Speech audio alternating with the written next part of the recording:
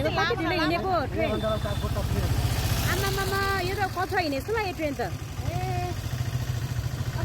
यो आउने रहेछ त अघि अगाडिको त गइसक्छ ए तर स्टप त्यहाँनिर स्टप लेखेर आमामामा ट्रेन त छिटो हिँड्छ नि के हो चाहिँ आमा यो मालगाडी हो क्या कसलाई हेरेको सम्झेले यस्तो नि कस्तो हेरेको बा मनिकालाई हेरेको मनिकालाई आएको बेलामा छिटेको बेला उसलाई रिस उठे बेला अर्कालाई हेर्दा आमामामा बल्ल यहाँ आइपुग्यो ट्रेन